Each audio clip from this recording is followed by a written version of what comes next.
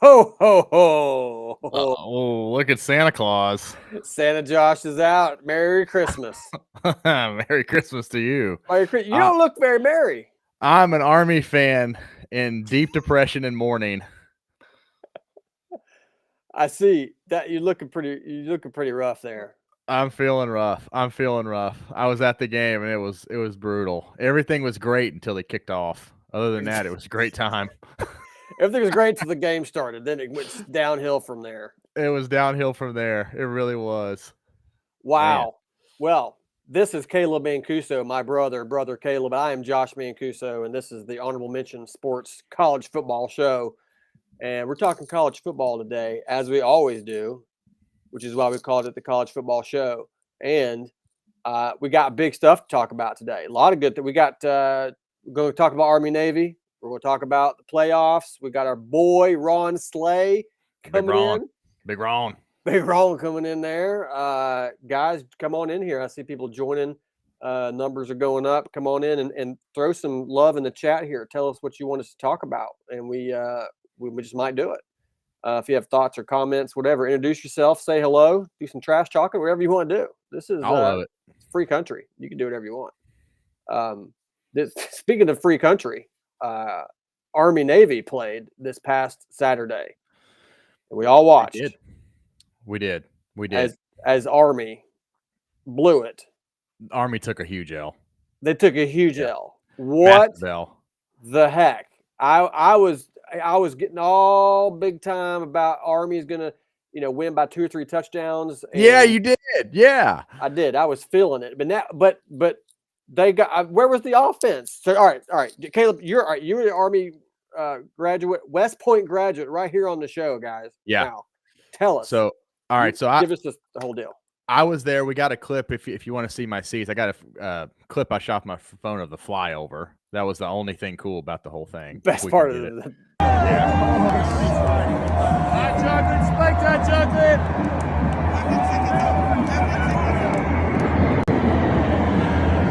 It sounds good. It sounds great. All you can see is black. But anyway, I was sitting in the end zone, maybe 15 rows up, kind of like right underneath the goalpost. It was a great spot for the flyover. That was beautiful. Oh, yeah. The march on, the exchange of the prisoner exchange, they call it. I think we do have that clip too, if you want to see that. And we love this tradition. Yeah, here we go. Service Academies Exchange, a tradition where 8 cadets and 8 midshipmen are traded back to their respective branches after spending this past semester living and learning at the other's institution. And they often have a message on the back of their coats. Looks like AAC champs for Army. And this is great. You think they have any mixed feelings with their new friends? This tradition started in 1945. It was only a week. And now it's a semester. And we get to see their fast twitch muscles in action in just a moment. And by the way, all the cadets and midshipmen in the audience have stood up for this moment because now they get to welcome back their classmates. There you go, free at last, free at last. Thank God almighty. That's awesome. Free at last. That clip of them running off, like, it reminds me of your graduation when you graduated from West Point, and as soon as they called it, boom, you're done, some of the guys just took off running. Like, yeah, they did. Let's go. I'm ready to get out of here. Yeah, they ran straight to the exits. Oh, man, that's awesome. But anyways, great. It was a great time, great atmosphere. I think Navy, I didn't realize this coming to the game, but having that week off to prepare was really a blessing for them. They looked fresh. Their game plan looked really strong. I mean, we had them on a 3rd and 8 on the first drive of the game, and they ran the most beautiful backdoor screen I've ever seen. Completely fooled Army, and man, you could just tell they had that extra week and they were ready for Army. They were ready for everything Army threw at them, and it was extremely cold. It was an extremely cold game too. It was very cold, which I would imagine Army and Navy both, but especially Army would have been prepared for the cold, given Army's up in New York. The security for the game was crazy, probably because both Trump and Vance were there, and it was like an hour to get into the stadium. It took us almost an hour to get in. The row or the gate that I went in, they hand wanded everybody with people that were in the Secret Service. They were like in uniform, said Secret Service. They took away all the typical gate staff. Were like, hey, you're not part of the security anymore. Everyone was wearing Secret Service stuff, multiple guys deep, and they were hand wanding everybody. And then you had to go through airport security with your bags. It was just, it was awful. It was absolutely awful getting in the stadium. But hey, we were all safe. So there you go. Hey, I'm all for it. If that's what it takes to keep us safe, that's fine. I'll do it. Yeah. But yeah, security was like, thank you guys for your service, but we're going to come in here now. We're the Secret Service security, and we're going to run the show now. So they were running the show. They really were. That's cool. So yeah, that was cool. That was cool. All right. So tell me what happened with the Army offense. They just couldn't get it going. It seemed like. So honestly, it was a little hard to see because I was in the end zone. But what I noticed the most was we were running shotgun the whole game, and they hadn't run that much. I mean, they had run some shotgun where they run Bryson Daly with his little power play, but they didn't run much under center, and their bread and butter had been running under center the whole game. And I really don't know why. It's one thing I would love to have asked Coach Monken is why did the offensive game plan just suddenly change, especially after the first couple series, and we didn't do anything with it. Why didn't we just go back to what we had been running? I don't know. I don't have the answers to that, but Navy getting their quarterback back too. I think he missed a couple of the games that Navy lost, and that kid is special. Okay. He is a really strong player. Really strong player. He's good, Blake Horvath, right? Yeah, he's. Yeah, that's his name. Thank you. Oh, is he coming back next year? Yeah, he is. Sadly, well, I mean, good for them, but sadly for as an Army fan, he is. He's coming back next year. Bryson Daly he's a senior, is that right? He's a senior, yeah, he's gone, and then he's out. Army's best running back Undo is in the transfer portal. Their fullback, so he's heading out. Undo. He's heading out. Yeah, he's a sophomore, and he's going to not stay at Army and transfer out. So Army's going to have to. Yeah, Army's got some serious shoes to fill with both Bryson and Kanye leaving. So we'll see. That's so interesting that I guess they're like, hey, guess what? Army's good at football. We got some national attention, and now I think I might want to keep playing football elsewhere and go to a bigger school maybe or something like that. I mean, that's interesting. Yeah. I'm sure he's going to get some good NIL potential money. Yeah. And I've heard he's had some interest from North Carolina, but I don't know. I'll be curious to see where he goes and how he does. Yeah, they got a new coach up there, don't they? North Carolina. Yeah. Oh, Billy Belichick. His first week on campus. For golly, you imagine Bill Belichick walking around campus? Like I can't even. No, I can't think about it. Yeah. He's welcome everybody to the Honorable Mention Sports podcast. I see some folks in here in the comments: Jerry, Mary, Jeremy, Stacy, Glenn, Karen, Justin, Gary. A lot of Jerrys and Garys and Marys on the show today. Thanks for joining, guys. Make sure you drop a comment in there. Gary says, "Hook 'em from Allen, Texas." All right, there, Gary. We'll see. Never been to Allen, Texas. Wonder what it's like there. Yeah, who is Allen? Is he the mayor? Anyways, well, Army Navy. Something else we got some more clips here from the Army Navy game, including this amazing jump pass. So let's roll that jump pass clip. There's a blitz with a blitz. There's a jump pass. Got his man. Got the touchdown. Beautiful. With a blitz. Just a little hop skip there. Yeah, no, great play. I mean, it was a great play. That was a huge touchdown to get Army back in the game because it was starting to get away from them at that point. I mean, it was a nice play call, and it at least gave the game it made it somewhat competitive. At least for like a moment, you're like, okay, it's somewhat competitive. So yeah.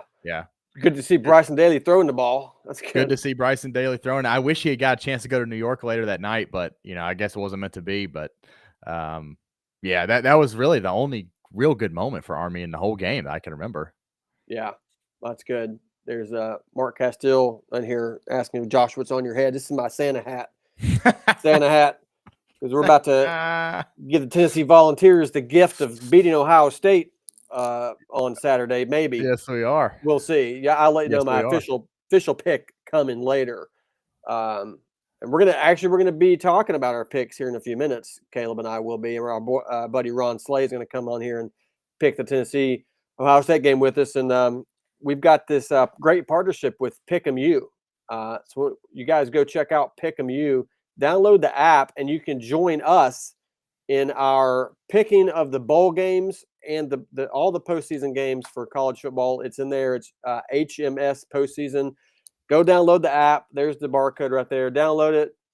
Takes 5 seconds to join, and then you'll see at the top there HMS postseason. You can help pick bowl games and see if you can beat Caleb and me, which shouldn't be too hard.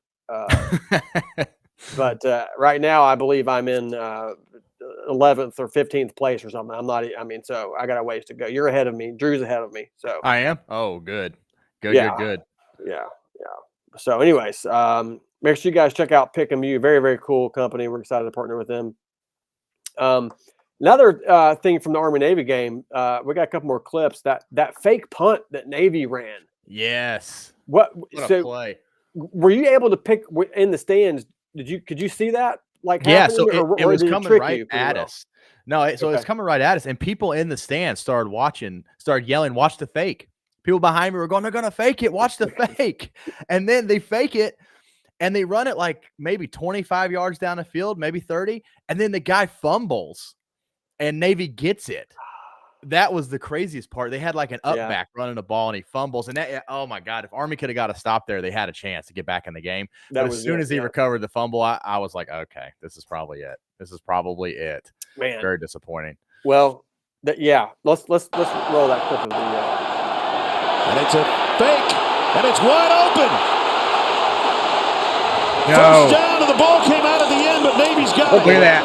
God. I think that's the guy that's got it, number 96. And look at him. The nose looks like a guy named number 96 running the football. At the end, but he's covered by Navy. Come on. Look at this.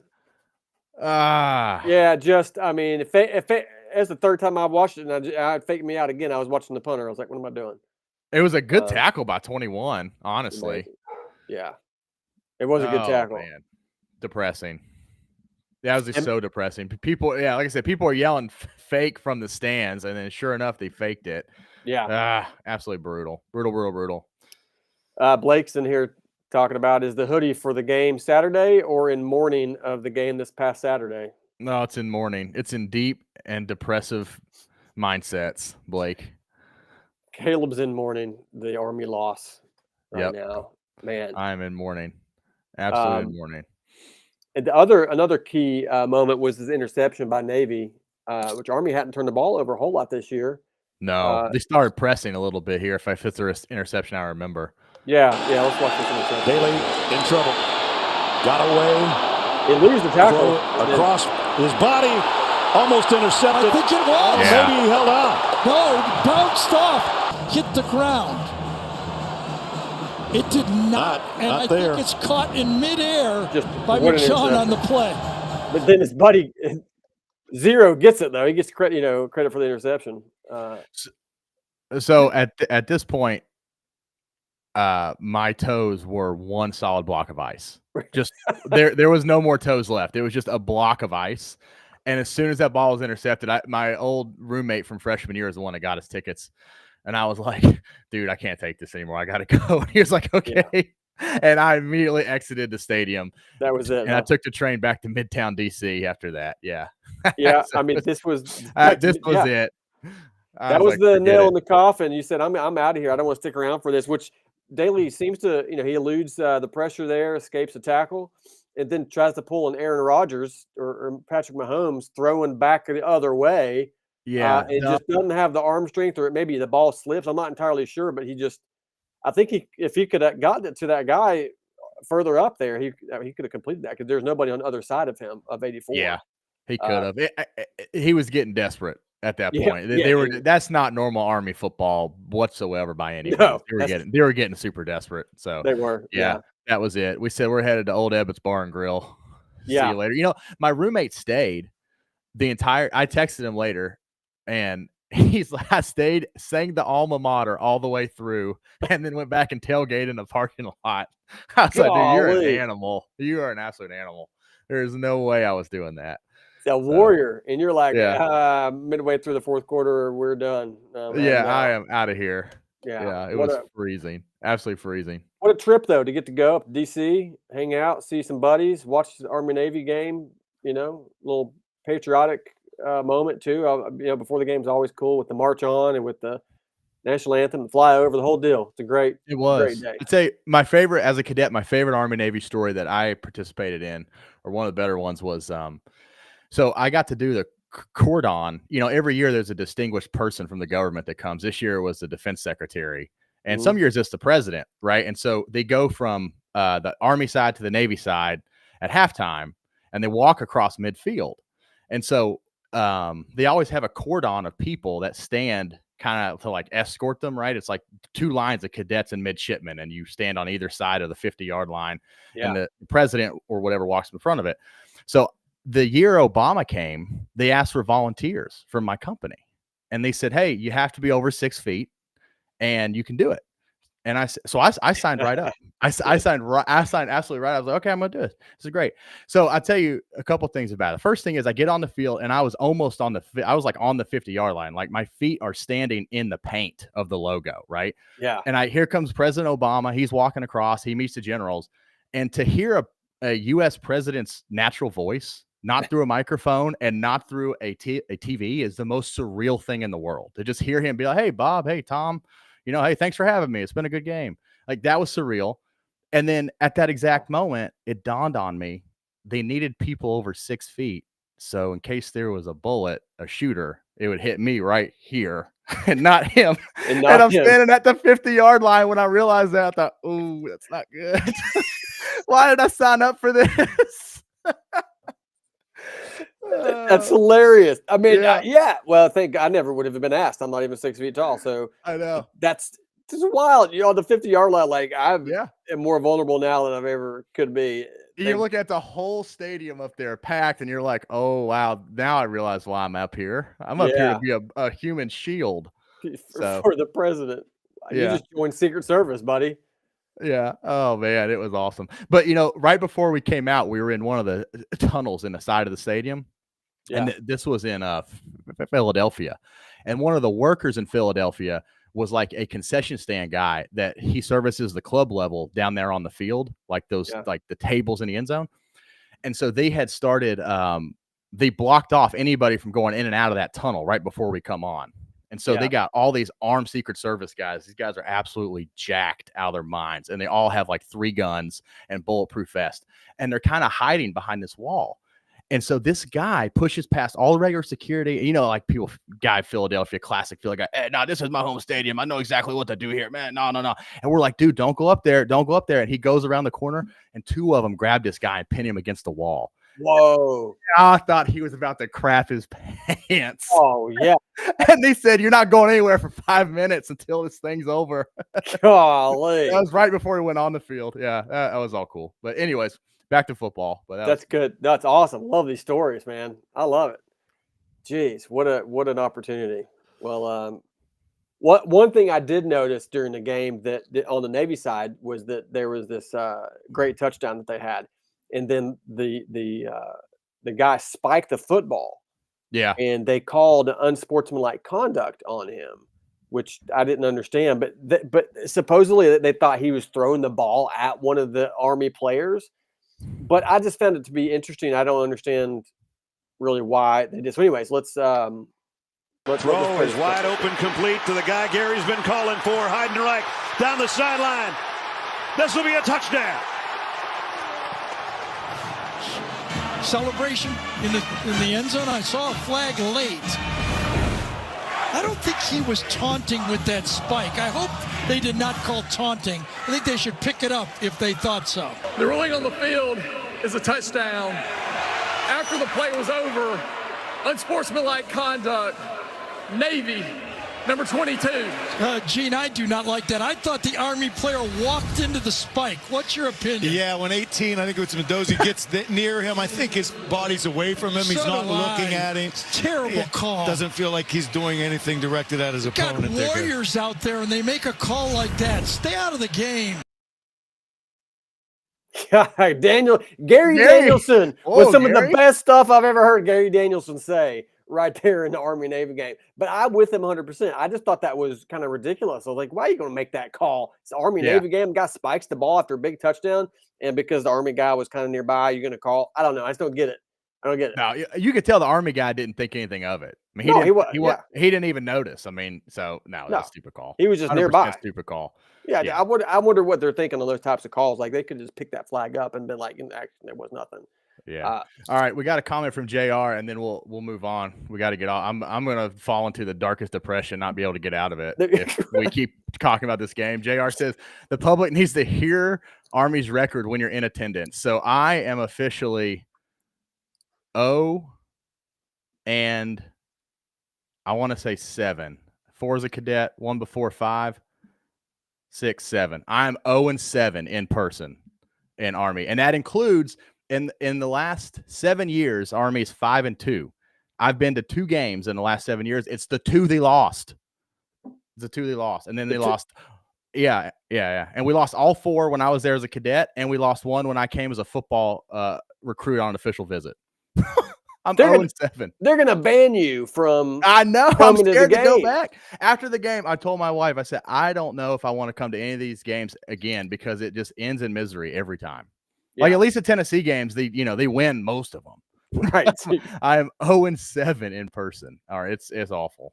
Man, I'm sorry to hear that. That's you haven't got to experience Army winning a game against Navy in person. Oh, it's brutal. Yeah. Marquette still says don't go anymore. I might not. No, I mean, don't go. No, man. Next year we need to have a big Army Navy party. I like it. And we should live stream it. Live stream the whole party. So all of our friends here can join us and watch live as we beat Navy next year. That's what I'm talking about. All right. Without Bryson Daly. I don't know who the backup, but I don't know who's coming in next beside because he was 100% Army football this year. That's right. So good. All right, good. Let's get on to some other college football, some ball stuff. Are we ready? I'm ready. Well, first, you might have noticed that I'm drinking out of this Boise State mug here. How nice is that? I love it. From my friends at Game Time Sidekicks. Check them out, GameTimeSidekicks.com. You can get some great tumblers. They've been a great sponsor this year, and heck yeah, they have been. Been really good. Got one right here. Yeah, you got. Look at that. You got yours too. Look at that. Big orange. Look at that. Oh, the old school Vols logo.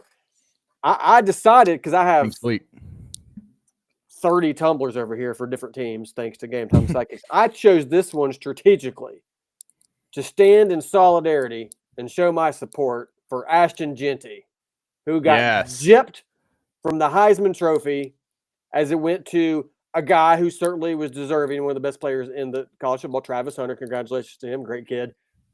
But I believe Ashton Genty should have won the Heisman Trophy. I firmly believe that, and I'm drinking out of my Boise State Go Broncos cup today. He believes it too. That's the thing. Did you see his comments? He said he should have won. I was really surprised and almost proud of him for actually saying that publicly. You know? I mean, he really said how he felt, and I don't blame you, man. He had an incredible year, and I don't know. There's no doubt that Hunter's hype train helped propel him to that Heisman. What did you think about his speech? He had Lil Wayne out there. What? I'm assuming you're a Lil Wayne fan. I don't know. Is that true? Oh yeah. I know all Lil Wayne's songs. So you're not a Lil Wayne fan by heart. I listen to Lil Wayne sometimes. Right? Yeah. No, you ought to hear Lil Wayne's beat build. Yeah, let the beat build. You know, Lil Wayne's Christmas album is dynamite. You ought to get that. It's man. good. Yeah. You can't listen to it around the kids though. The kids can't hear it. Yeah.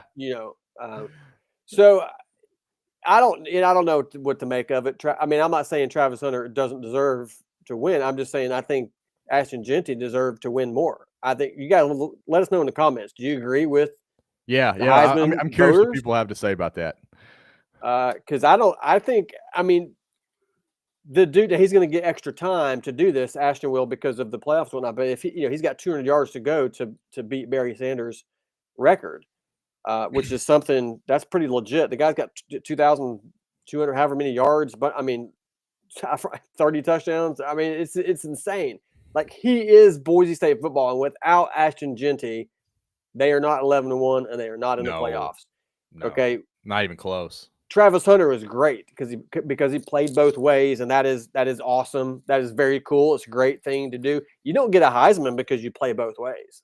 That's not why you know what I'm saying? You don't get a Heisman because you play defensive back and wide receiver. He won the Blitnikoff Award, which I think maybe was deserved. He was like the 5th in the nation in receiving. So I mean, again, yeah, it's a hype train popularity contest is what it feels like, and I think they gotta do something about that. I'm just not I don't know. I'm not into it. I want to see the best player in college football get the award, and I think Ashton meant the most to his team. Yeah, he did. I mean, it's just the shots of Coach Prime and the shots of Lil Wayne were just like a media match made in heaven, weren't they? Like for them to pan and it's Coach Prime and the Lil Waynes. I mean, it was like if we're gonna script a Heisman ceremony. I don't know if they could have scripted a better one, which is didn't help Gentio one bit. It didn't. Right? He knew that it was. I loved it because it was so genuine from Ashton Jeanty. It seemed like if you notice, like in all the pictures, like throughout the day, he was wearing his Boise State gear because he got a Heisman packet that they all get, and they are encouraged to wear their team's gear. Well, he's the only one that did. The rest of them were dressed for style, right? And he was like, "I'm wearing my team stuff." I just think that's cool. Nothing wrong with other guys not wearing it. It's fine. I just think he's like the ultimate team guy. He knows how good he is. He's not afraid to tell you that he's good.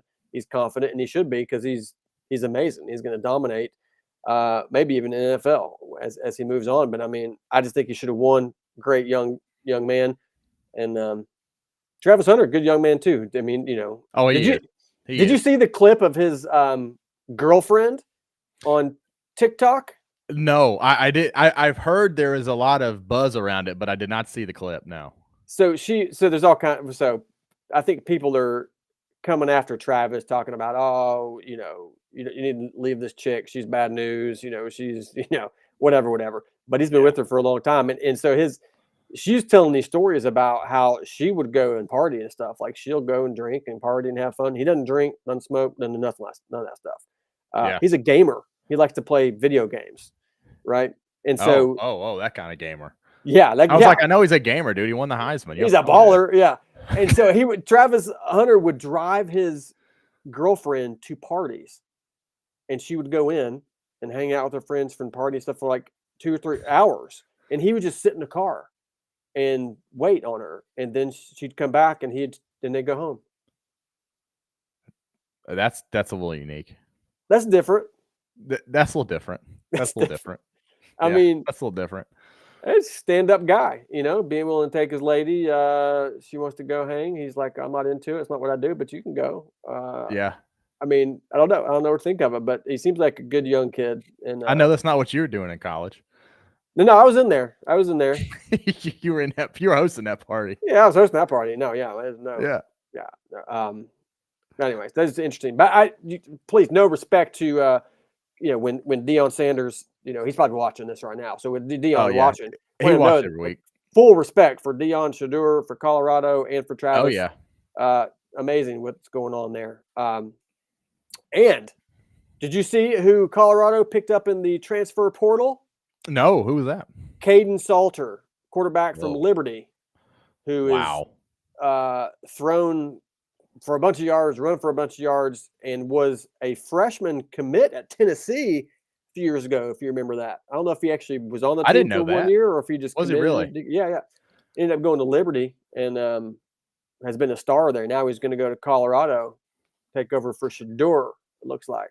Do you think he's going to stay there? Not the quarterback, but Coach Prime. You think he's staying in Colorado? Or is he going to jump? I think he's staying. Otherwise, I don't think someone like Caden Salter or these other guys coming in, I don't think they're going if he's leaving. I don't think he's going to get any NFL offers, or if he does, I don't think he's going to take any right now. I don't think the timing. I don't know. I'm not Deion or know enough about it, but I feel like he's in the midst of a great college run. Think about the college coaches who were doing well, who went to the NFL. Steve Spurrier, Nick Saban. They were done after a year or two. Yeah. And I think he was a great success in NFL as a player, but I think he needs to keep coaching in college. That's my opinion. I think he's got something good at Colorado. He can make them national contenders. They could be in the playoff next year. So I say, yeah, he's back. I think it's going to come down to how much their NIL fund is competitive at Colorado. Yeah. If Colorado can get a really competitive NIL fund, there's a good chance he stays. That's the only thing I could see is if he just looks at the money, it's just like there's literally not enough money to win a national championship here. Maybe he'll leave, but I think he's got a better chance of staying than a lot of people thought. So yeah, I think so too. In a minute, we're going to get to our picks for the playoff. Shortly, our boy Ron Slay, former Tennessee basketball star, and he is on the SEC Network talking college basketball. He will be joining us here shortly to talk about the Tennessee Ohio State game, as well as talk about Tennessee basketball, #1 basketball team in the country, undefeated.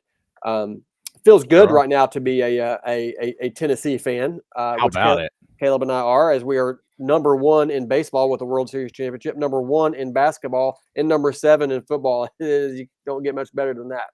Doesn't. So you know what's good about that? That's the best part about having two schools is that when one goes down, it's all good. It's all good. Just come back with the other one, baby. We're on to the Vols this week. Woo! We're done with Army Navy. We're moving on to the Vols. Moving on. It's time to move on. Yeah, look at that. Back. We've risen. We are back. We are all the way back. It's time to talk some Tennessee football, Tennessee athletics. Like a phoenix rising from the ashes. Yeah. The Army stuff comes off for now.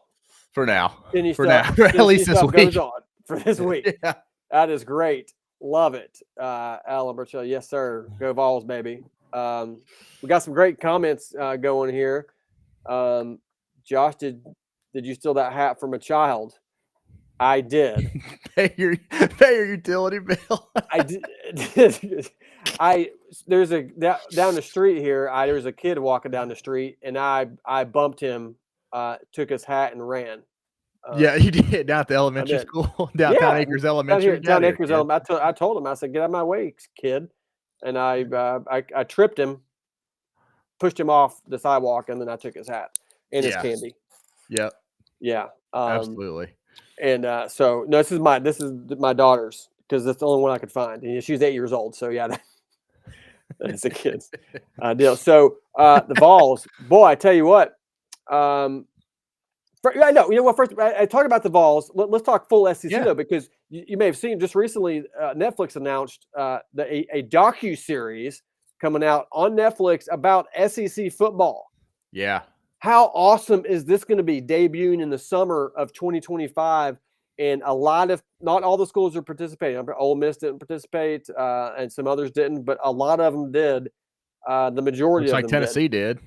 Tennessee did, and how cool! That's going to be great. They followed throughout the 2024 season, and Tennessee, they're still filming Tennessee. So I don't think Georgia and Texas participated, but.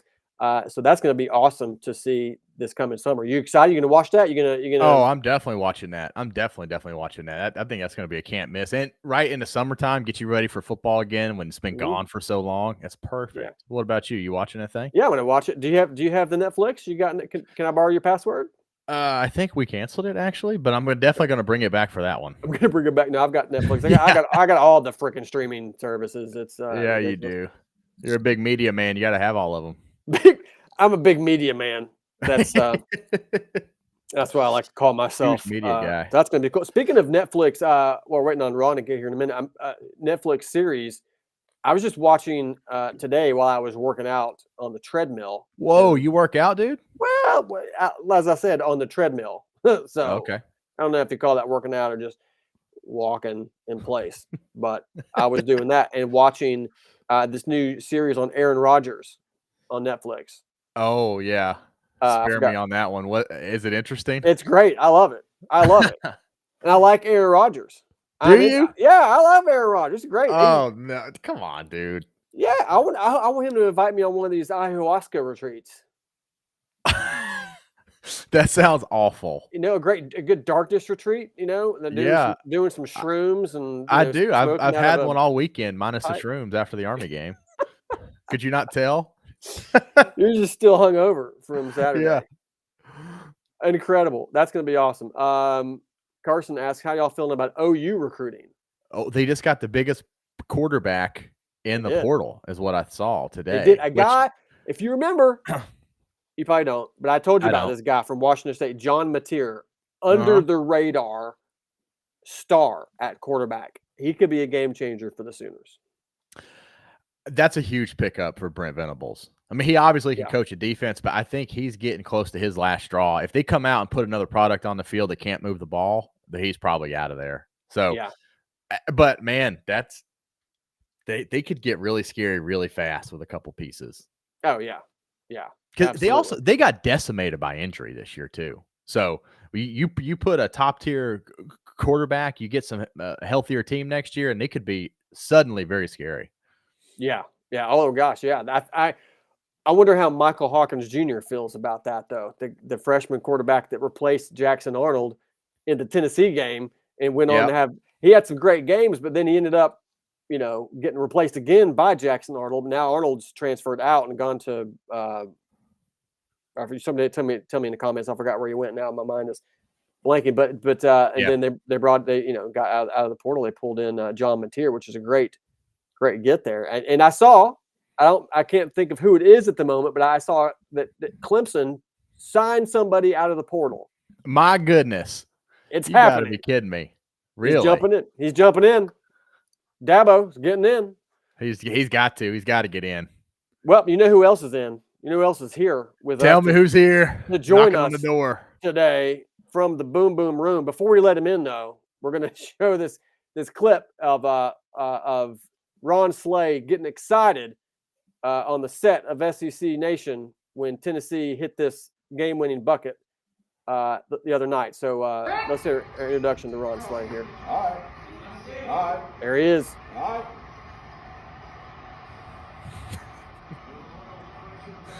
Give it back to him. Full head. Do not pull up. All the way to the right. Put on that big.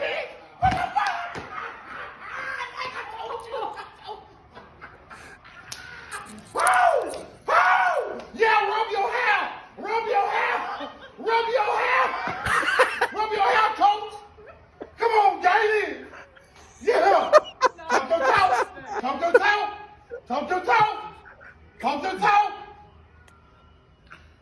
Why'd you put the butt on it? Why'd you put the butt on it? Love it.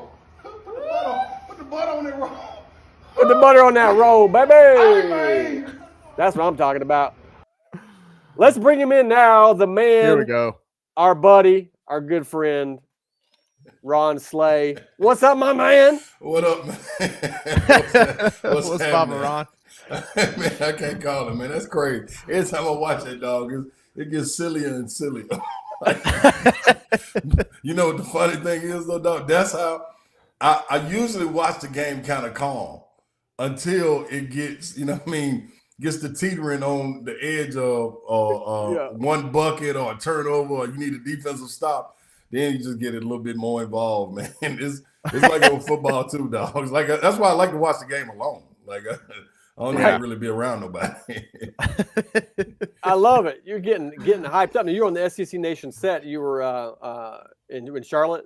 Yeah, I was in Charlotte. Yep. In Charlotte for that. You high-fived somebody. Who was over there? Was that Alyssa? That was Alyssa Lane. Yeah, Alyssa. Heck yeah. Love it. Man. Love it. Yeah. That's do you know what the funny thing too, man? They always ask me when I first started, they're like, dog, y'all got to see him when he's watching the game. I'm like, man, how does everybody else watch the game? That's what I need to know. Like, if you don't have this passion, you know what I'm saying? And when you're watching the game, well, you're not affiliated with that school, because I'm going to be like it every single time. And that's how I was planning to be on Saturday, too, with probably about 30,000 of my other buddies. That's what I'm talking about. Yes, sir. Yes, sir. We need to let's actually go, but let's relive this play here at the end really quick. So we saw your reaction to the play. Mm-hmm. Now, some people, hopefully most people have seen this, but the people that are watching that haven't seen it, let's watch the end of this game as Tennessee comes back there at the end after it was a tie game, right? I believe. Mm-hmm. And then they missed the free throw to keep it a tied game. That's right. They had a 1-1. They made the second one, so we had to take it out. Incredible. Let's roll it. Yeah. That's the first one. Right when they made that, I said, ooh. Ties it up. 5 points. Clutch on the second one. Yeah, made the second one. This right here, man, you know it's trust. You don't call a timeout. Get it to Gainey. Get it back. He's going to get on the second half. Gainey on the drive. Gainey lays it Stay up. butter roll. Look at it again. Ain't nothing sweeter than this. But this the good part though. Watching that coach start rubbing his hair. Look, he don't know what to do. Rub your hair. Rub your hair, coach. He don't know what to do. Rub your hair, coach. What do we do? Man. What do we do? Just beautiful. So that was an intended pass. I mean, the goal was Gainey throws it in, get it right back to him. It's his ball to take to the hoop. I imagine Coach Barnes said, well, did you say anything? I didn't say anything because they worked on it. Yeah, they worked on it plenty of times. And I think, man, one of the key things were you understand time and score. So you understand, man, with your guy backing up and you got a full head of steam, nobody else running at the ball. I thought it was a great job by Gainey, man, who had it cooking from the three-point line that game to not stop, you know what I mean, do a step back, pull up, like literally put the pressure on the defense for them to make a mistake, see how far down you can get and put it up on the rim. And then also attack, man. The refs have been blowing their whistle all night long. Yeah. So the worst thing that could happen, you miss and maybe you get a foul called. But I thought it was dope, man. But they have worked on that plenty of times. You heard Coach Barnes come out and talk about it in his post game, Gainey the same thing. So it was all instinctive and reactionary when it came down to it, man. That was dope to see. Illinois, a really, really good team too. They are. Yeah, they are. They're unranked currently, though, right? But they are better than their ranking currently. No question. They went down there and beat up on Arkansas. And Arkansas got a good team. They went and beat up on Arkansas at Arkansas. So, yeah. Tennessee, #1 team in the country, something you're familiar with yourself as a player as well. But, I mean, feels good, right? 11-0? Feels great. It feels great. And guess what, though, Josh? Not even to be #1, that's great and all. But I think, man, to be #1 in your conference and where you got a juggernaut from top to bottom, that's saying something. Now, do I expect them to go throughout the season like that? No, not at all. You know what I'm saying? But I think it goes to show just who they are as far as being able to reload and the rest of the conference reloading. You could easily see it was 12 teams at that time. That night, Joe Lunardi had 12 teams. Yesterday, he had 13 teams from the SEC in. So, in the tournament, that's nuts, man. Can you imagine what the SEC tournament is going to be like? Like that first day is usually like 1,000, 1,500 people in the stands. They probably got to give tickets away. This time coming around, the team that wins in that probably is one of the teams that's teetering on being that 12th or 13th team. So it's playoff implications involved in it. So people are gonna be there, man. It's gonna be high level basketball played throughout the SEC the entire time. And Auburn's been #1. Then that's who, honestly, I'm Tennessee through. No ifs, ands, or buts about me. But with Janai Broome healthy, Auburn's the best team in the country. Yeah. Alabama's reloaded. Like they could hold the #1 spot. You know what I mean? Tennessee's holding the #1 spot. You got some teams out there, man, that's Kentucky creeping up, flying under the radar, man. There's some teams out there, dog, from the top to the bottom. A team 9-7 should be able to get into a tournament. That's crazy. That is crazy. That is a juggernaut of a conference, which is great because we love the SEC. We love the SEC rolling in basketball as well as football. Got a good comment here from our guy here, local guy, Bart Lyon. Man, the first time I seen Ron Slay, he was at the Arby's Basketball Classic, dunking on our Science Hill toppers. Hey, I just got that. My head coach, my former head coach in high school, just gave me that. He converted that game to DVD. I just watched that about a month ago, man. No, I had a triple-double in that game. That's not surprising. That's not surprising at all. I had a triple-double in that game, dog. That was Science Hill was a juggernaut back then. For people that don't know, early '90s, like they were one of the powerhouses especially in the South, as far as going to win the stakes and stuff. So yeah, that was pretty dope. Arby's Classic, I'll never forget that. I didn't get no Arby's though. That was crazy to be in the Arby's Classic and not get fed Arby's. Oh yeah, that'd give you just those roast beef sandwiches, just about a dozen. Curly fries and Arby's sauce. Dude, Is there the Arby's sauce. You just turn it I mean, up. it's good. Yeah. A little package, dude. Yeah. Yeah, drink it up. Just drink my stuff. After a couple dunks, you come back to the bench and grab some Arby's sauce. What Arby's sauce? Poke it, you can put it in a little syringe, suck it up out of the packet. Just hand it to me during the timeout. Suck it up, man. Just injecting Ron with Arby's sauce at timeouts. I'm telling you, man. Where do Arby's fries rank in the fries order? I mean, those curly fries, to me, I mean, they're up there. Man, I'm going to be real with you. See, I'm a foodie. You know what I mean? Like, yeah. Really, on the inside, I'm about 425, about 425 pounds. Like, you know what I mean? And that's on a light day. But man, I try to watch it, but man, when you talk about fries, it varies with me. Because if you can go through McDonald's and you tell them, give me some hot fresh fries, them some bad boys. Yeah. You only got about a 4-5 minute window though. That you gotta get them. So you gotta burn your tongue, burn your taste buds up and all that with them. Arby's, man, they top 5. I'm gonna be real, they top 5. You really? Somebody else up there. Brown bag special. 5 Guys. Yeah. 5 Guys is sneaky. They're 5 sneaky. Guys, you gotta watch them. See, they try to overload you. Like we got so many potatoes back here, we get you everything. Like it's gotta watch them. A lot of potatoes. They're kind of greasy and like kind of thick, and it's just with the Cajun salt on them too, though. Oh, you going to Cajun? Yeah. That is good. What about Chick-fil-A? Like those waffle fries? Chick-fil-A? Oh, yeah. And they got longevity as far as time. They do. Expiration. Yeah, you can get. That's true. You can sneak 30 minutes in. So you can get it, make it home. And I don't like to do this, but if you need to, 14 to 16 seconds in the microwave on the fries, and you kind of right back. You can only do it once, though. You're back. I usually get one shot. You get one shot at that, though. I promise you go sog it, and then it's some funny stuff start happening. Well, at my house, Ron, you have 3 daughters. I have what's called I have implemented it's called a fry tax, and so I don't order my own fries. But since I'm the one that pays for the Chick-fil-A meals, when I've got everybody, I got 3 meals plus my wife and my meal. It's a lot of money, right? So I'm like. So I get two waffle fries from each kid. All right, that's like my fry tax.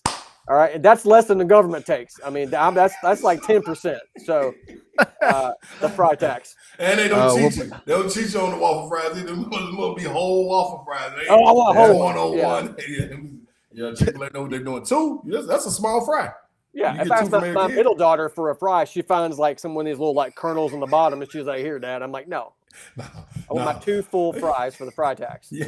I need one that I can dip a quarter into the little ketchup packet, come out, go to work. Not one I got to dip in and my fingers get wet. No, that ain't no kind of no. We are. Tell him wait till Uncle Caleb comes home. I'll get that fry tax. Yeah. We'll be double dipping them there, brother. Come home for Christmas with my fry tax. Like, darn, I got 6 fries left. God, all right. J.R. Fortune's back. Long-time listener, first-time commenter. Big Ron, what victory cigar you got ready for Saturday, and where are we tailgating? Hey man, so I'm tailgating at the alumni. I'm at the alumni tailgate. I gotta they sent it where it is. I don't know where it is offhand. I'll find out when I'm riding up there. But that's where I'm gonna be at. So I'm gonna speak over there with Swain and Stir the Pearl, get them hype. So I'm gonna be over there pretty much the majority of the time. But I'm gonna have to look, man. I just got me a nice Padron. I also got I've been hooked on. What have I been hooked on? The Liga Privadas, the number 9s, and the Dirty Rats. It's probably Dirty Rat time. This is some Dirty Rat Scoundrels that we're gonna go up there. That all goes along with the Home Alone theme. Yep. Ohio State, little Buckeyes, yeah. Merry Christmas, Dirty Scoundrels. So I'll probably go Dirty Rat. You know what I mean? Go with that up there. That's gonna be my go-to. Liga Privada, Dirty Rat. That's good. I love it. Caleb's going to be at the game. I won't be there, but Caleb will be there at the game. I will be. I should be at the alumni tailgate. I went to grad school. Caleb, we're going up, baby. Yeah, I have to say hello. Yes, indeed, and say it when when I can understand, because probably about if the game's at 8, about 6ish, 6:30ish. I won't be able to understand what I'm saying or what somebody's saying to me. Everything will sound like Charlie Brown's teaching. I love it. Yeah, only thing I can comprehend is scores at that time. Like numbers is the only thing I can comprehend. What's the score? I ain't gonna know what I'm saying. So I'm not. Don't hold me accountable for anything I say, Caleb. If it's Hey, that's the same to you, my man. Yeah, Caleb's not going to remember anyways. Yeah, don't you worry. You're good. You're good. Don't worry. I'm gonna be in a good place. If y'all get up, you got to FaceTime me. We'll see it. Yeah. All right, so let's go to football now. The ball is going up to Columbus taking Ohio State. Mm-hmm.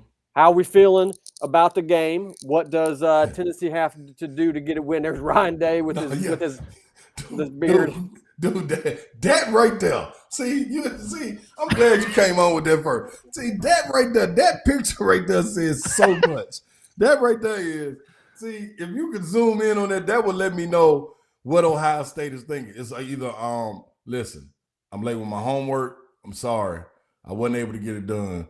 Something happened. Or the one I like to go with now, this is a screenshot or snapshot of his face when the fight was taking place at midfield and he was frozen. It's almost like I soiled myself, you know what I mean? Because somebody come help me, rescue me, take me to the bathroom where I could change my diaper. That's what it's like. Like I have no control over my bodily functions. Could anybody help me? That's the face that I'm getting with Ryan Day. Or is so much is coming down on me, so much pressure. We're so good, but we just can't beat the team north of us in the game that's called the game. That's the amazing thing. So now we got another team coming in. I'm trying to save my season and hurry up and try to win the national championship. That face right there don't look like any kind of confidence exuding out of him. I think that is a reflection of his athletic director speaking and begging people to come to the game and not sell your ticket. I can't fathom. I'm telling you, this is me speaking, my opinion, only me.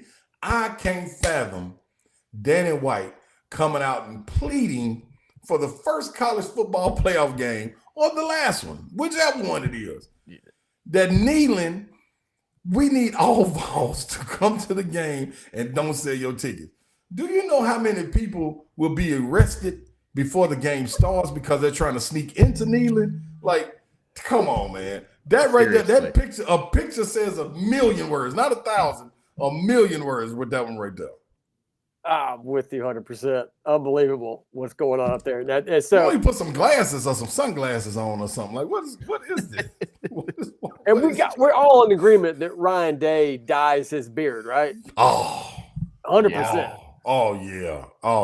He might go old school magic marker. He might just Sharpie. He's just using Sharpie to fill that thing in. Yeah, let me make this connect right here real quick. Y'all ready? There. Okay, now y'all ready. Let's do the interview. Nobody's got a beard that black. No, man. Heck no. Ain't natural. But Tennessee, this is insulting. 7.5 point underdogs to Ohio. It is. Hey, I mean, that's insulting. All right. What do you think's going to happen? Is Tennessee? I don't think the cold is going to be that big of a deal. No. We're a running team, anyways. Like we got Dylan Sampson back there. You kidding me? Yeah. I want to talk to Sampson. Yeah, where's Sampson? Talk to Sampson. Fly me to the moon. I can't continue. So I don't think the cold's going to be that big of a deal. But what do you see? What Tennessee got to do win this football game? Man, I think it's the same thing that's been throughout the season. You got to win the line of scrimmage on both sides of the ball. I put a lot on the position coaches, Coach Ellaby for the offensive line, Coach Gardner for the defensive line. I think they are the ones that's going to set the tone, especially on a road game when you're not only playing for, in a sense, what happened in the Georgia game. I thought they got manhandled. They were in the game, and then it was like Georgia bared down and just got a little bit more physical. You know what I mean? It was almost like they couldn't sustain it. So I think this is one where you can come back and you can avenge that. At Vanderbilt, you showed what you could do, but you've been off 2 weeks. You got guys getting healthy. Thought guys were nicked up a little bit going into the end of the season, but you were able to sit back and you were able to watch some football, watch some film, watch Ohio State play, and also understand that you got guys over there in that room that are coaching you that have been there. And when I'm talking about been there, I mean guys that are coached Hall of Famers. Rob Ayers is a guy that's over there coaching with Rodney Gardner. He's been in this. He's been in this field. He knows what it's like to not be able to get back to that mountaintop. You know what I'm saying? To be able to taste it and let it slip through your fingers. And he's also won before. And I think it's the same thing on the offensive side. If this was a young bunch going in, I would be a little leery. But this is a team, man, that was expected to go down to Florida last year and win. And when got handled. You know what I mean? A lot of those guys from both sides of the ball are back. So they understand what it's like to go into a raucous environment. This is the same team that went down to LSU a couple years ago and saw what it was like to go against tradition and a raucous crowd that's going to be way – Ohio State can't even hold a candle to what they do in Death Valley. So down at LSU. So they went down there and got their win, but they knew what they did. They did it from hitting them in the mouth early with special teams and then coming out and setting the tone with the offensive line and defense. It's the same thing. So it's nothing new to this group. I say all that to say it's nothing new to this group as far as walking into the Lions Den and understanding that it's you against the world. But this time right here, you've been through it, so you can right your wrongs. And I think that settled down guys like Nico sitting behind Cooper Mays.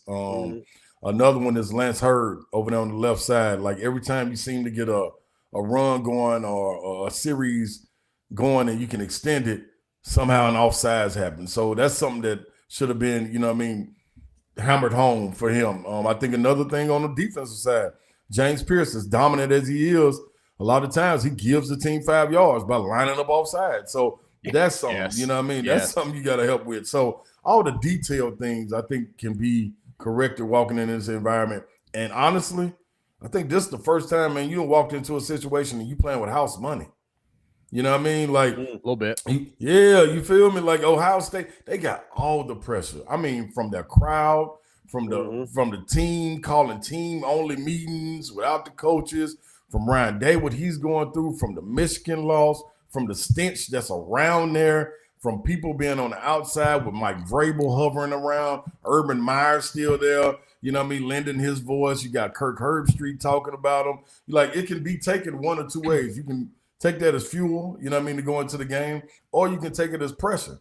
And I honestly think with the roster that they have, that it's pressure for these guys because you depend on one guy to be able to get that going. And there's a lot more on Will Howard's shoulders with his offensive center, All-American being out, his tackle being a little gimpy. You know what I'm saying? Like, you need to get the ball to your playmakers. How can you get the ball to your playmakers if you got people breathing down your neck day in and play in and play out? Like, that's different. So, man, I think, man, you walking into a situation, man, you go out there, hit them in the mouth and score, man, this whole crowd will flip, man. And them 30,000, man, this is going to sound like we back in Neyland. I love it. Yeah, I do too. I'm really curious to see.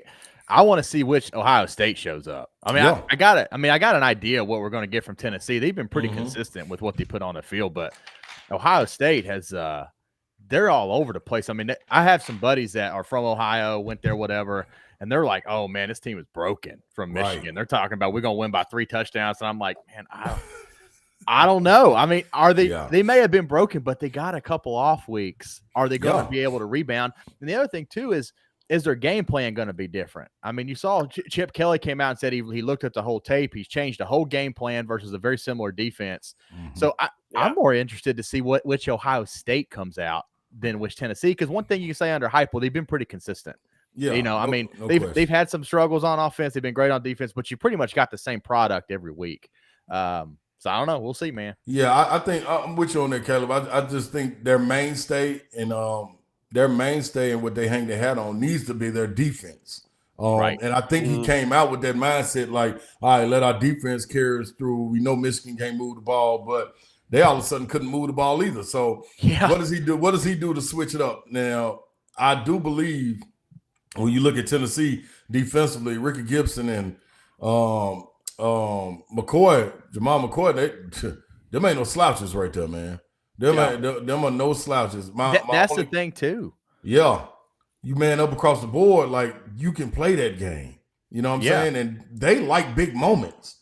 Like Ricky Gibson doesn't have the interceptions to show as McCoy does, but he's been just as good as far as breakups and everything. He just ain't had that opportunity or the luck of it to be able to get those picks. But I think, man, when you look at Ohio State, I've been saying this since the beginning, man.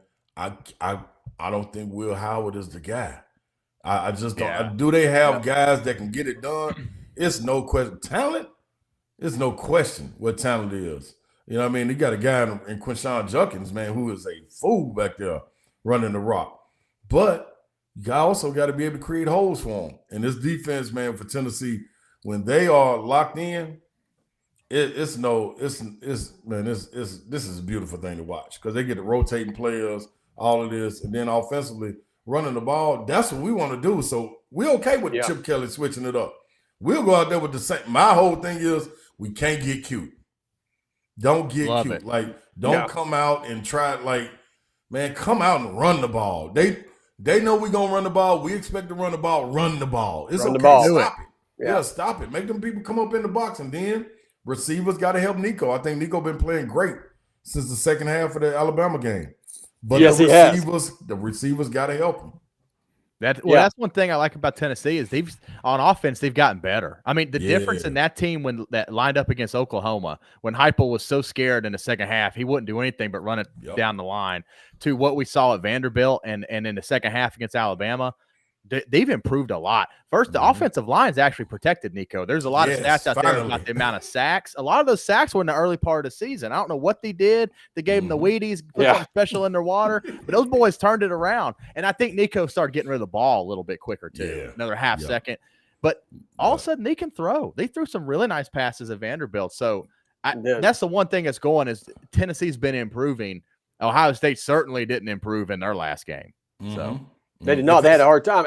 I would love to see run. I'd love to see in that read option. I'd love to see Nico pull that a little bit more and run some of those because when he does it, he usually gets 7-8 yards. I mean, and I don't know why he hasn't pulled it more. I don't know what the scheme is there, but I think when he does, it works. I'd love to see him do that more. And then my take on the defense there, Jeremiah Smith, wide receiver at Ohio State, is legit. He's good. He's really, really good. Would you take somebody like McCoy and say that's your guy all game long? You go and you don't leave his side. I mean, would you do something like that? I mean, I know you have to adjust play by play, but I mean, shutting him down will be huge. If he went crazy, I would think about doing that. But man, I would go put more emphasis on my pass rush. Like hey man, okay, this is if we're not getting home. This is, I think, a correction that was made in the Georgia game a bit. If you're not getting home, and they should have made it earlier, if you're not getting home, dog, get your hands up. They're trying to get it out quickly for a reason because they don't trust him to make a pass downfield and put it in a spot for him. So they're trying to get it to their playmakers as quick as possible. So as soon as the ball is snapped, you know if you can get home or not. If you can't, just stay right there, man. Omari Thomas did a terrific job of it last game against Vandy when they had Pavia scrambling. Like he knew he wasn't going to get home, so he just didn't rush. He just stood him up and then put his hands up, knocked down like 2 balls. Those right there not only stunt drives, but also make the quarterback start thinking, dang, okay, and now I got to not only look for where the defender is that's guarding my receiver, where the safety is, if they come up with pressure, but now I got to start changing my arm angle to try to get it around linemen. That's too much thinking. That's not playing instinctively. If you can get him Will Howard to start thinking, man, we're going to be celebrating in the end zone on defense. I'm telling you. I love it. Here's our producer Luke's going to pull up some graphics for us. Here's something a concerning piece of this that I would say is Tennessee's inability to win on the road at times when you play big teams. So this graphic I saw, Joel Klatt, great guy, I love him.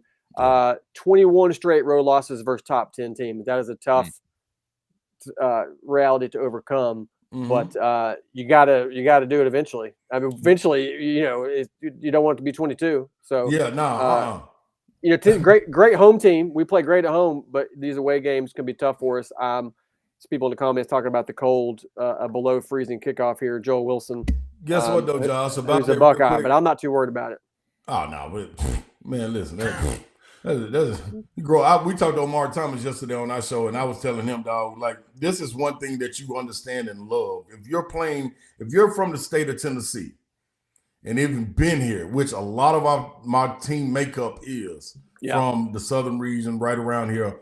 Once you get to November, and I'm going back to high school, late November, December, the weather changes. And people understand you probably got one more game in high school before you get ready to go into the playoffs. And the weather changes and it's freezing.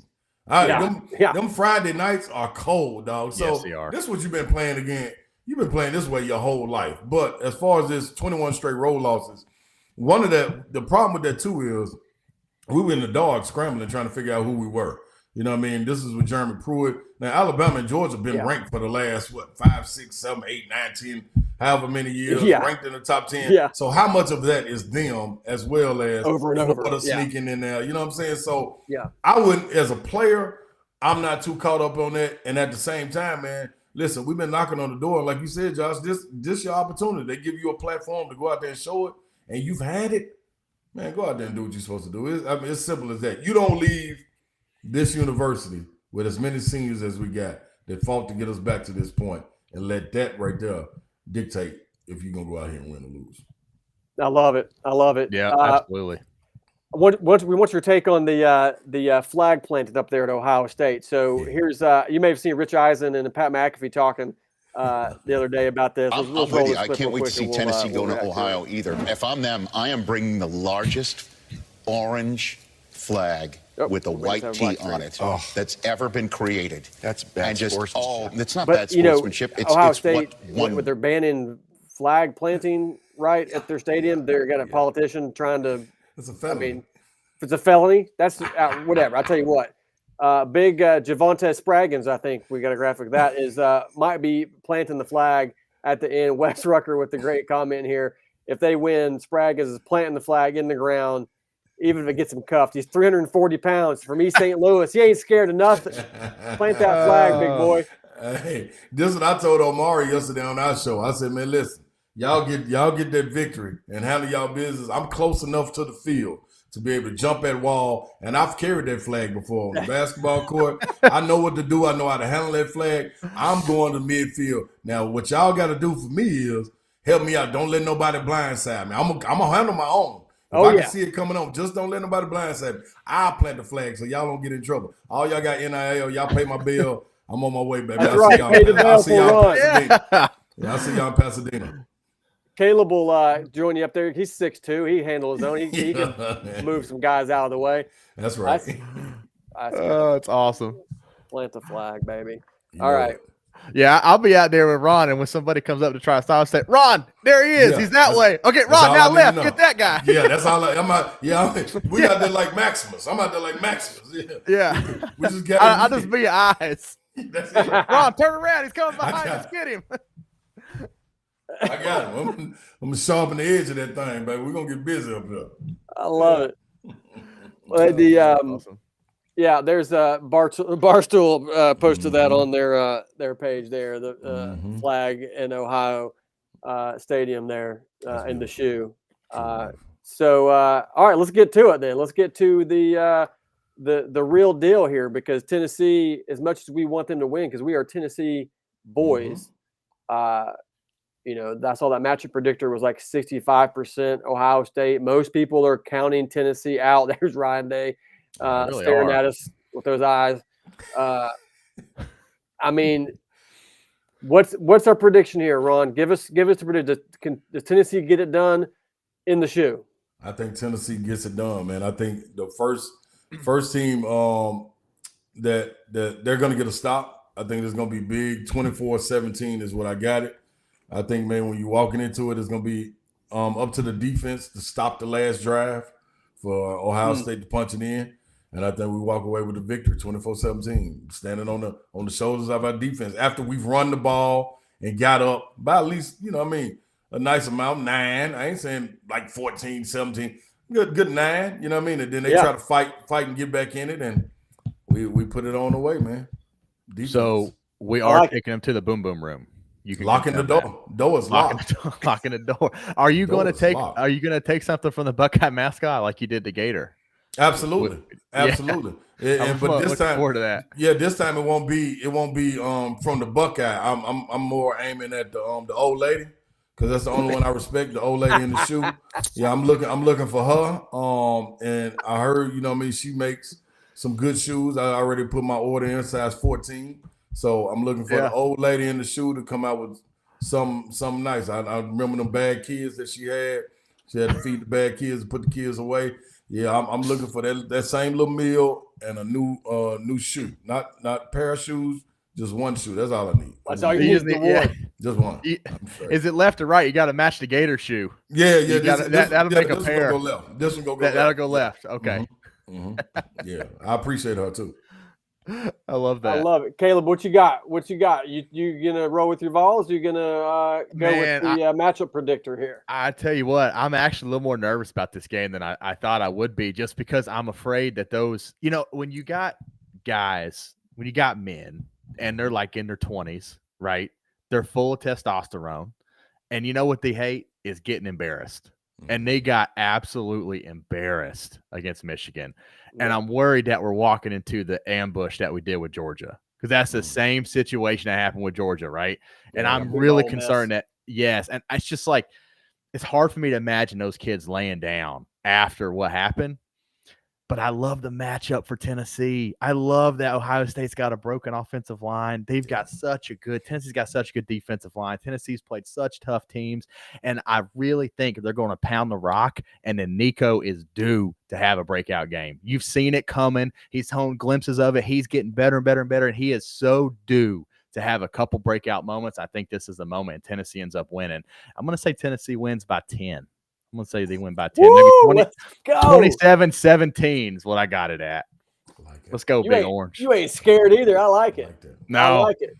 Listen, guys. Where you going, Josh? Where you going? I'm a Vol for life, baby. Mm-hmm. I'm a Vol for life. I love the Vols, man. Mm-hmm. I'm also a realist. Mm-hmm. And I really think that Tennessee is going to beat Ohio State in the shoe, because I'm a Vol for life, baby. Yes, sir. I'm a Vol for life. I ain't picking Ohio State Buckeyes. Get those nuts out of here. I ain't doing that. Get those nuts out. Vols, because I tell you what, I'll tell you right now, Tennessee's defensive line is going to be the factor, going to dominate that broken offensive line for Ohio State, and we don't need to score. Somebody spit in the comments, we got to have to score more than 28 to beat Ohio State. I don't think so. I don't think we do. No. I think I like Ron's score, 24-17. I might go 24-20. I'll give him an extra field goal there, keeping it close, 24-20. The Vols get it done in the shoe. And bring all the – I just made a video this week that came out. Bring all the orange. We're going to fill that thing up. We're going to fill up the shoe like a fat Tennessee foot. Slide into that shoe and just fill it up with orange. Let's go. Yeah. Hey, guess what? At the Caleb point, Josh's point too, listen, walking in there, man, you playing against a lot. The difference, though, when walking into this one, Alabama is different when it ain't no Saban there. Georgia is different when it ain't no Kirby there. Ryan Day is no Kirby. No, that's He's true. no Kirby. So, well, you got that right. To get guys, I think the master motivator on earth right now is Kirby Smart. Like, I don't know what he does at halftime, but we've all seen to this point right here, you got to believe what your eyes are showing you. They are who they are. And there's no ifs, ands, or buts. One thing about, man, you can't, it's no switch to turn. Not this late in the season. Yeah. It's not a switch to turn. Ryan Day ain't turned the switch yet. What do you want to turn it now for? No. Yeah, man. I love it. Love it. Let's go. Go Big Orange, baby. And you can Neyland North. There it Neyland is. North. I'll be meeting you there, Ron, and Neyland North, buddy. baby. I'm bringing the Nutcracker with me.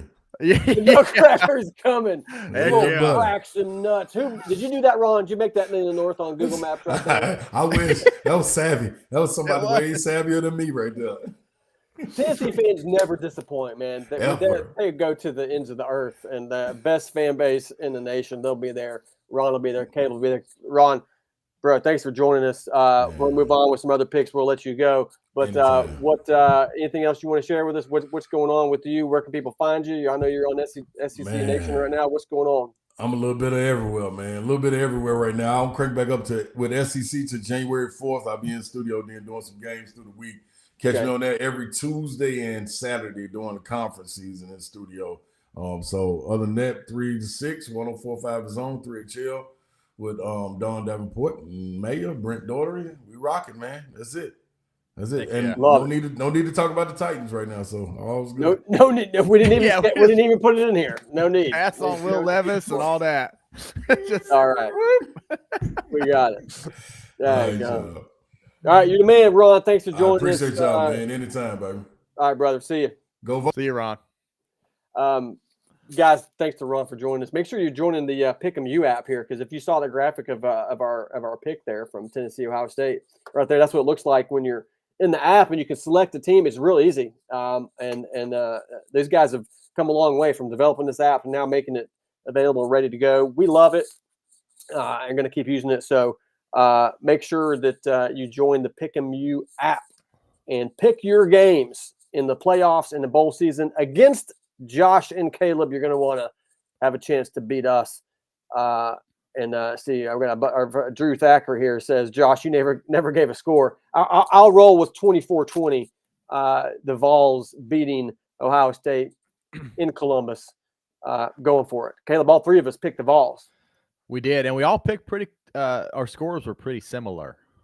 All three pretty similar scores. Yeah, I think it was a good scores. Okay, all right. Let's go on to. We got some more pick. We got lots of good picks to make here. I mean, this is it. The playoff is here, man. College football playoff is here. So we are going to. What are we doing now? We're going into picking other games. Where are we at? Yeah, other games. Picks other games. We've got SMU at Penn State is our first game. Okay, SMU Penn State. Caleb, what are you thinking? Well, I think Penn State has got the absolute easiest choice. I think they got the easiest path to get to the playoff, right? Yeah. So, but I don't know. SMU looked okay. They looked okay when they played Clemson. It's hard to tell. I think what's going to happen is SMU wins the game, but I think the committee advances Penn State because it's another great loss for the resume. So it's just another perfect loss for Penn State. They advance even though SMU wins the game. That's my pick. That's awesome. I love it. I love it.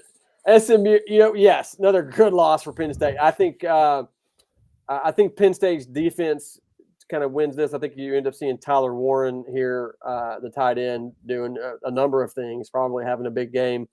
But don't discount Kevin Jennings here with SMU. I think he might have a decent game, probably scores a few points. They're going to keep it interesting, I think. But I'm taking Penn State, the Nittany Lions. I'm switching hats with every pick here, guys. Switching hats. Nittany Lions. Got them. No, I in my Pick'em U app, I also took Penn State. Okay. Because I couldn't get that whole scenario to work out within in the Pick'em app. So right. So right. I took Penn State. That's great. That's so we both pick. I mean, I think I don't know many people that are picking SMU. I think now at some point we're going to see some kind of upset happen in these playoffs. It happens every year in college basketball. It happens every year in bowl season. Somebody gets upset, and I don't know who it's going to be. I'll give you my take shortly, but right now, Penn State's too good. I like Penn State. I'm kind of a little fan of the Nittany Lions. So I don't think Penn State's that good. I don't think SMU is all that good, honestly. I think SMU is a really good team. Good team for sure. Good team. When you're talking about winning a national championship type team, I just don't think SMU's there yet. But hey, no disrespect to SMU because that's a program that has come off the absolute mat, and I think they're building something there. So yeah, absolutely. All right, great. You guys make sure you put your picks in the comments here. Who you think is going to win? And join that Pick'em U app and make your pick on the app there. Very cool. Next, big game, Battle of the Orange here. Clemson traveling to Austin. Oh, yeah. I'm sorry. Nope, I skipped one. My bad. Yeah. Indiana. I clearly am not looking at the show schedule as I just wing it here. Indiana going to South Bend, take on Notre Dame. 70% chance there for Notre Dame. 7.5-point favorites, similar situation as Ohio State, Tennessee. What do you think is going to happen in this game? So, I mean, this game, a lot of people are really torn on this game. I love Notre Dame. I love Notre Dame in this game. I mean, I think they're going to thrash Indiana. Honestly, Indiana hasn't played a soul. And I know that Notre Dame has not played the toughest schedule ever, but it's at home. It's in South Bend. Those tickets are actually hard to come by as opposed to the Ohio State-Tennessee game. And I just think Notre Dame's a really strong team. They had a good win at Texas A&M early. They struggled with Northern Illinois, and then Coach Freeman has done a great job rallying that team. And I like Notre Dame. This is the game I think I have the most confidence in, other than maybe Penn State. But I like Notre Dame a lot. What about you? I'm with you. I like Notre Dame to win this game. I think Indiana will put up some points, though. Their offense is really good. But the key there being, if you look at the graphic there, that we've got the last 5 games, Indiana's only loss coming to Ohio State, 38-15. And Notre Dame is an Ohio State level team. And I think, I think that Indiana will score a little bit of points. But Notre Dame's defense is too good. Their offense is good. I think Notre Dame is a dangerous team, a team I would not want to face. They've been resting up for a while. Sure. They're going to be ready to play there. Touchdown Jesus, South Bend. I think give me the Irish. Give me the Irish. Switching hats again. What's that? That spread was 7.5. What do you think? Who do you think covers that? 7. Yeah, I think Notre Dame covers the spread. I'm looking at. I didn't give a score. I should have given a score. On this one, I'm going to go. I don't know. I'm thinking like a. That hat's sweet. That's a nice hat, isn't it? It is sweet. Yeah. Look at that. I could be a fan of a lot of teams just because of the gear that I have. I'm like, that's really nice. I could cheer for them. I don't know. I'm thinking. I think Notre Dame scores 40 points on them. I mean, I think it's. I do too. I'll go like a 41-24. Yeah, I do too. I think it's going to be a thumping. And is it supposed to snow? I'm hearing some reports that it might snow Friday night in South Bend. I think which would be cool, wouldn't it? I would love it. I would actually love to be at that game. That would be. Oh, I know. Oh, yeah. That would be awesome. I should have gone to that game Friday night and then drove up to Columbus. Yeah, exactly. See, boom. That would have been. Yeah, that'd have been nuts. Road trip, man. That's enough. Okay, so we both are picking the Irish. I think it's going to be a fun game. Go back to the SMU Penn State game. Just for the record to pick a score. I'll throw out there. I don't know. I'm going to say like 34 to 20. 34-20. So what's that spread? 9? Yeah. So I think Penn State covers the spread. Yeah. I think Penn State covers too. I think they cover too. I think this comment here from Brian, another game to make Notre Dame look like they have a really good team. Indiana will roll. I think he's right. Yeah. I think it's the same thing with Penn State SMU. Same thing. It's going to be another game that makes Penn State look like they have a really good team. Really good. Yeah. And I tell you, if you're Ohio State and you're looking at Penn State drew SMU, and then Notre Dame drew Indiana, and you freaking drew Tennessee, and they're got all these people. I mean, you got to be like, what the heck? Yeah. Honestly, really? Yeah. Like what? You guys drew SMU, and then we've got Tennessee that we got fans invading our stadium. There's just no parity at all in that drawing. I feel bad for Ohio State fans for that one. Yeah, me too. Penn State's got it made right there. That first week. So, all right, good stuff, man. Good stuff. I love the comments coming in here. Next game is the game I tried to get to earlier, which is Clemson heading up to Austin to face the Longhorns of Texas. I mean, if you saw my latest video this week, guys, you saw the joke I made about the two quarterbacks battling Cade and Quinn, which sounds like they play 14 under travel baseball. That was my favorite video. I think was the travel baseball one. That was a good one. Yeah. No chance the experts are giving the Clemson Tigers no chance to win this game. 80%. That's your team. My boys over there. Dabo. Yeah. 11-point underdogs. Games in Austin. Caleb, take me through it. What's going to happen here? This is going to be an absolute thrashing. I mean, a complete and utter thrashing. What's the spread on this game? It's not high enough. I can't even see it, and I can tell you it's not high enough. 11. Yeah, no, take Texas. Oh, my God, this is going to be a complete thrashing. I mean, I love Clemson, but I don't know what's going on with their transfer portal situation. They do not have the roster to play with these teams. It just doesn't appear that way. Now, The only saving grace is they did take South Carolina right down to the wire. At home, they were in Clemson. They took Carolina down the wire in Death Valley. But I'm telling you, I think Texas's roster is far superior. Texas roster is a lot closer to Georgia's roster, who steamrolled Clemson. Right, those are similar rosters. Give me Texas all day, twice on Sunday, just the whole way. I want it every which way. I want it scrambled. I want it over easy. I want it hard. I want it all of them. Give me the Longhorns, he says. That's good. Yeah. I like it. Now I'm feeling a little chancy here, Caleb. You know my boy Dabo. I love Dabo. I'm a big Dabo fan. I love the guy. He's just the nicest guy. Been good to me, and Clemson's been good to me. I got a lot of fans over there at Clemson that follow me and like my stuff.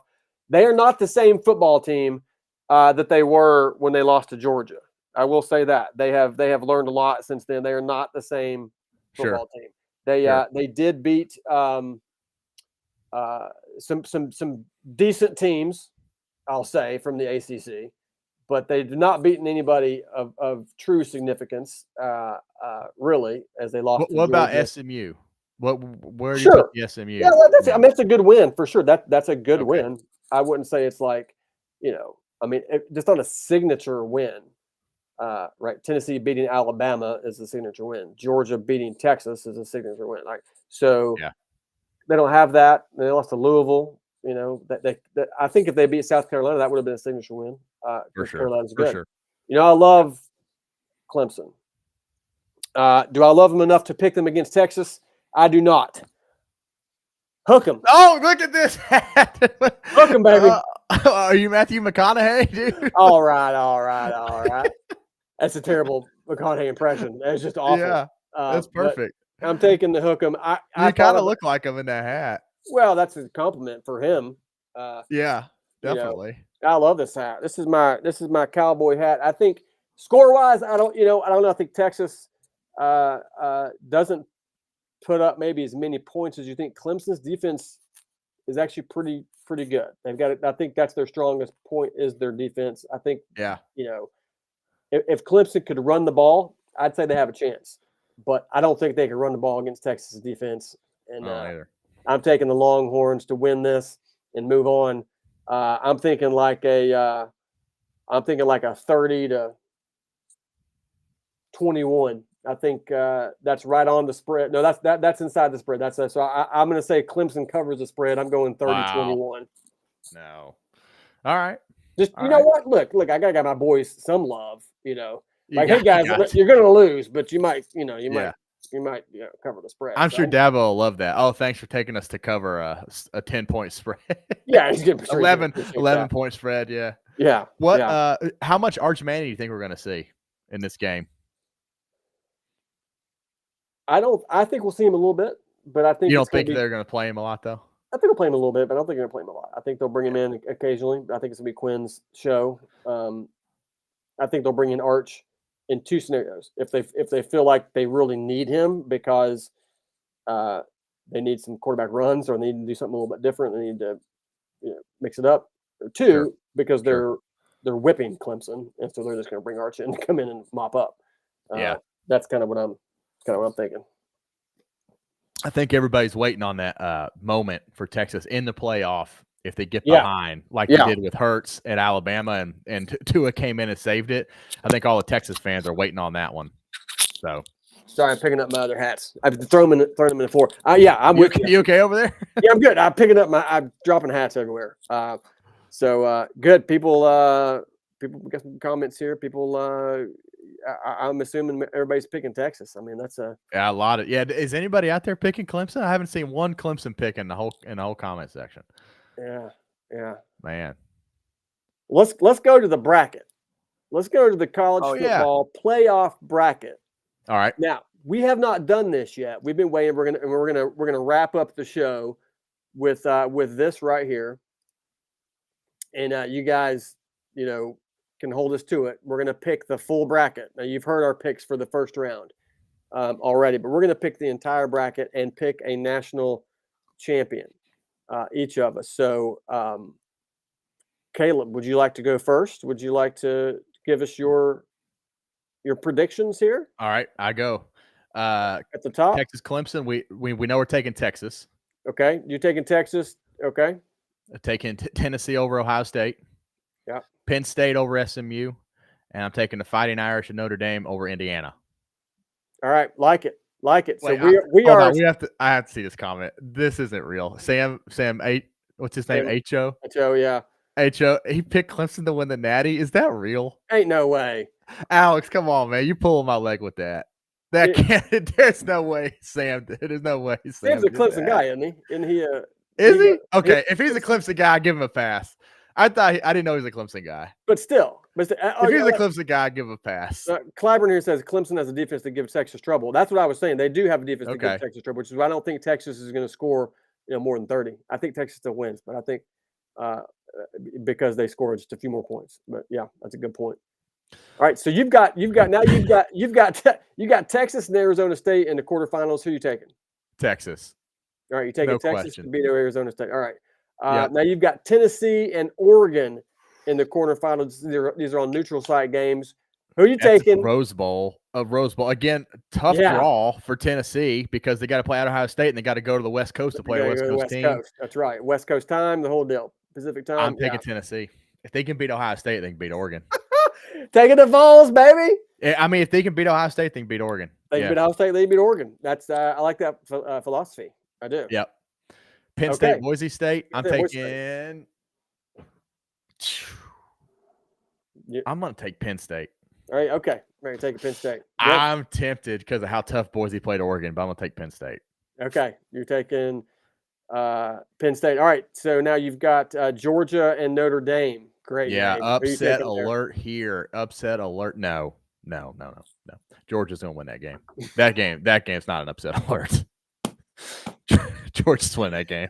I love it. All right. So now in your semifinals, you have got Texas and Tennessee in the semis. Who wins between Texas and Tennessee? I'm going to take Texas in that one.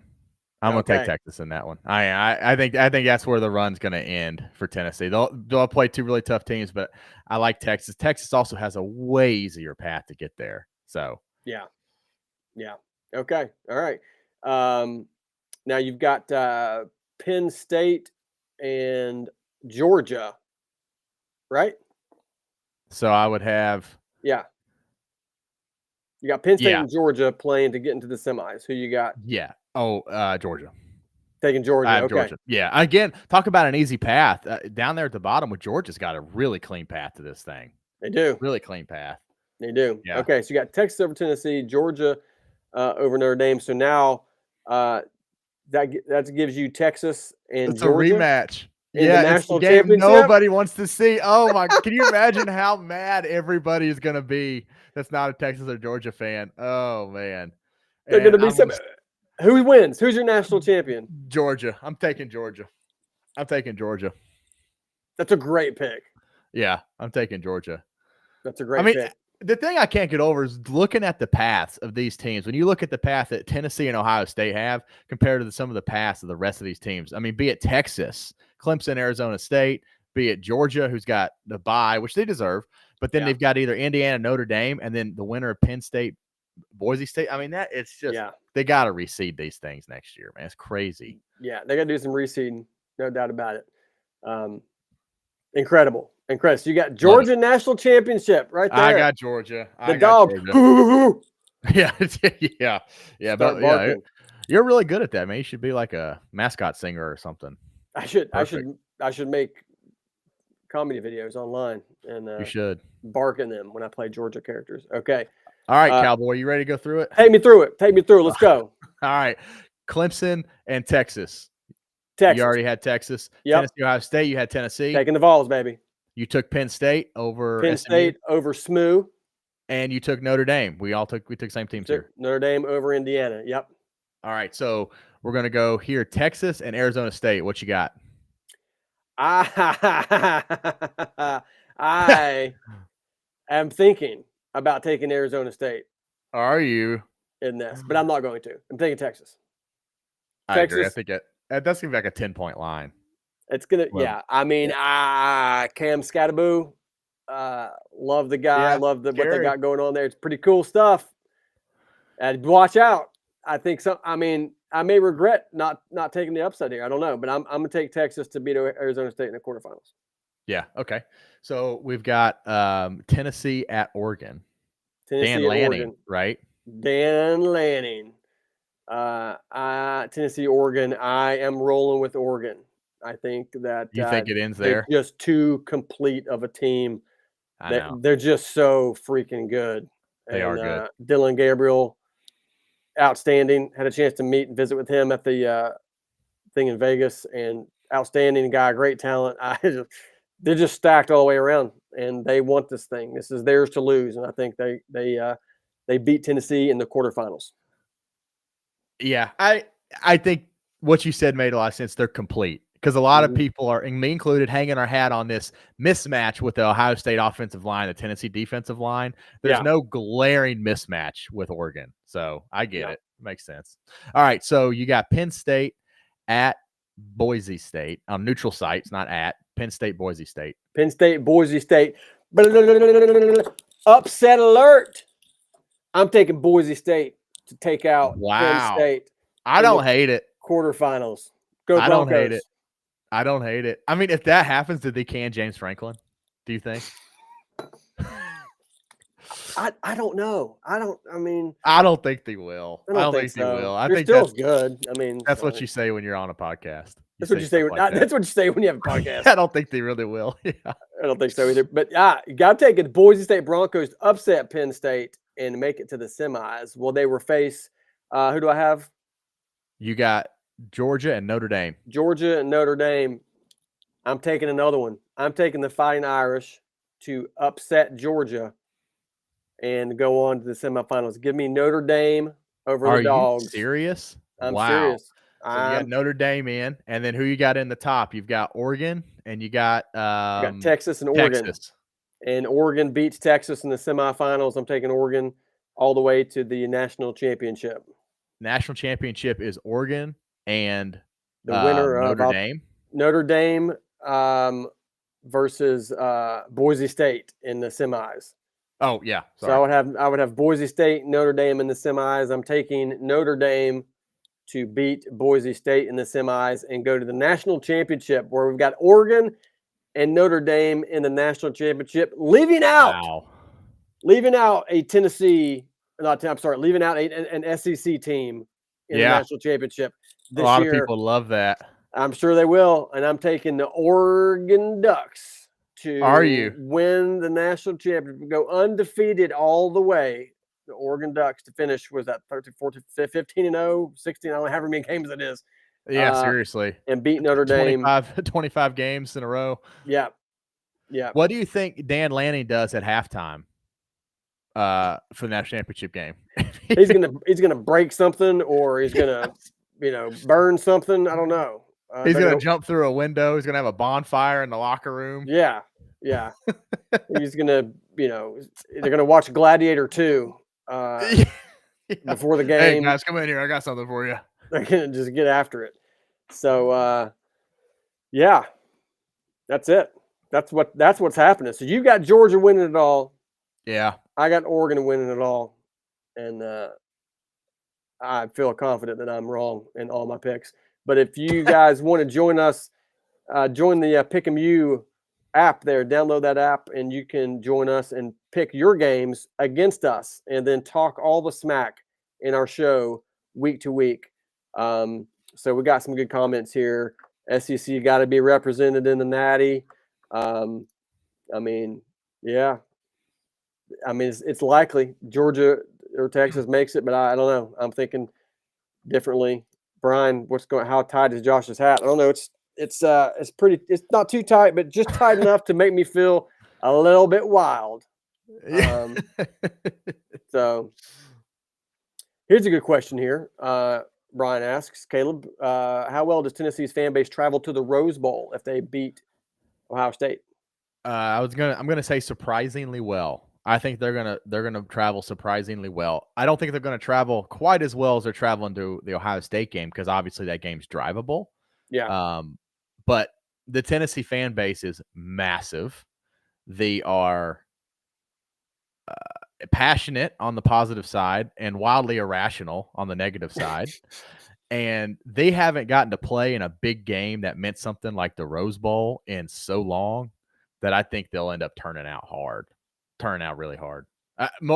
Maybe not quite like they're doing at Ohio State, but I still think it'll turn out for those reasons. Yeah. Tennessee fans travel. If Tennessee beats Ohio State and they go to the Rose Bowl to face Oregon, Tennessee fans will be cashing in their paycheck, taking money out of their IRA.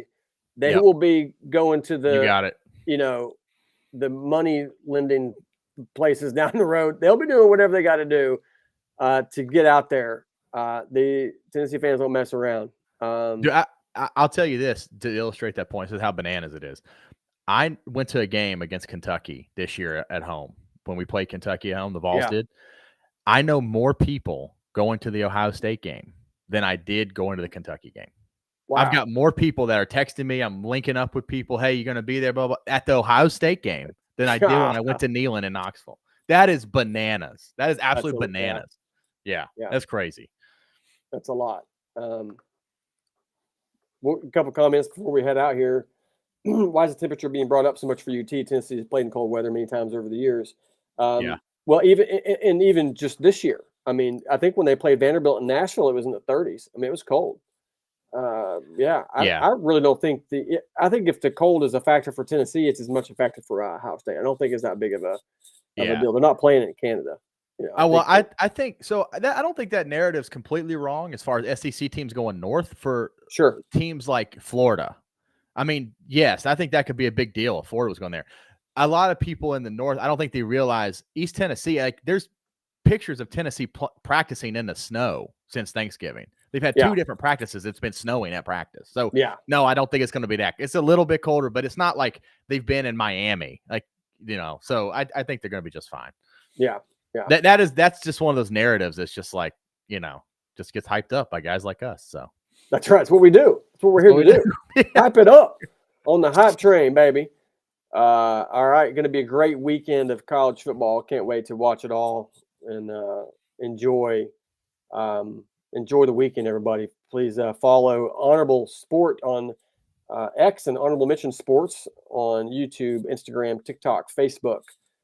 Make sure you're following because that is where all the great content is coming from. If you want to see clips from this show, some of the best clips, you would need to go there to see it. You won't see them on my page typically. So make sure you are following Honorable Mention Sports on all the social media channels. Feel free to check out honorablementionsports.com as well.